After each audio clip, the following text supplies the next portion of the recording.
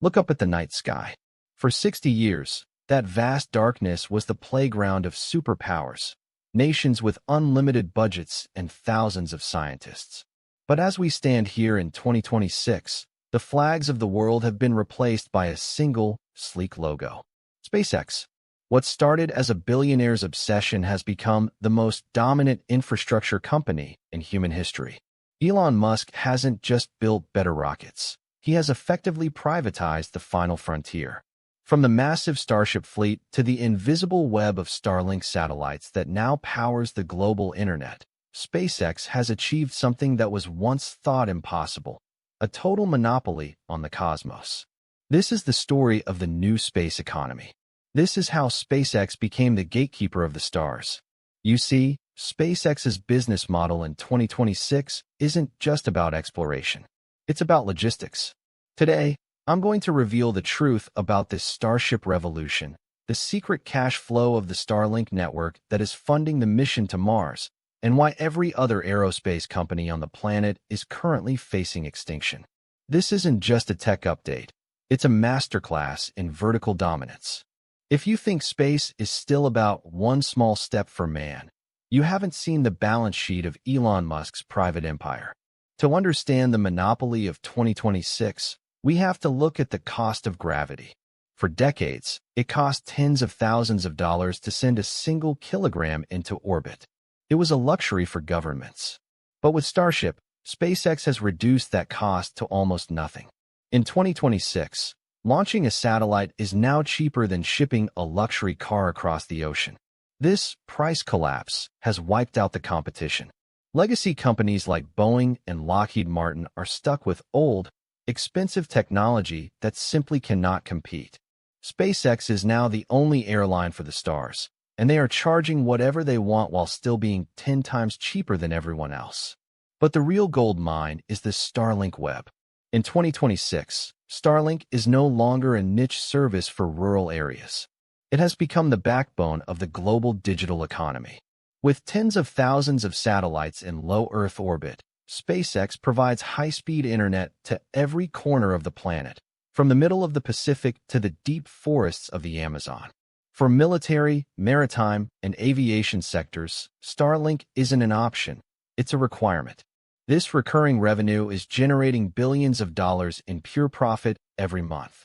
While NASA has to beg for budget from politicians, SpaceX has a private ATM in the sky. This is how Musk is funding the most expensive project in history, the colonization of Mars. Inside the headquarters in Hawthorne, the vibe is manifest destiny. In 2026, SpaceX is no longer acting like a contractor. They are acting like a sovereign state. They have their own launch pads, their own ships, and their own communication network.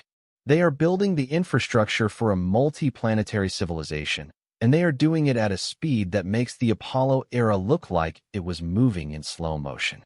The Starship factory in Texas is now producing ships at a rate that allows for a launch every single day. We are witnessing the industrialization of space, where the goal isn't to visit, but to stay. Let's talk about the Mars colony economics. In 2026, the first cargo missions to Mars have already landed, carrying the tools to build the first permanent base. But this isn't just a science experiment. It's a real estate play. By being the first to establish a reliable transport system, SpaceX is setting the rules for the future. Whoever owns the transport owns the destination. In the business world of late 2026, companies are already fighting to get their equipment on a SpaceX manifest to be part of the first Martian economy. It's the gold rush of the 21st century, and Elon Musk owns the only shovel. Look at the geopolitical leverage. In 2026, SpaceX is more powerful than many national space agencies. Governments around the world are now dependent on Musk's rockets to launch their national security satellites. This has created a space diplomacy, where one private citizen has a seat at the table with world leaders. If SpaceX decides not to launch for a country, that country is effectively blinded. This level of power is unprecedented in business history. It's a single point of failure for the entire world's orbital strategy, and it's all controlled by one man and his vision. So what is the endgame for SpaceX? In the business world of late 2026, the much-anticipated Starlink IPO is finally here, creating the most valuable telecommunications company on Earth. But the money isn't going to shareholders. It's being poured into Star City on Mars. Musk isn't trying to retire on a beach. He's trying to build a new world before he dies. He is a man in a race against time, and he is using the global internet to pay for it.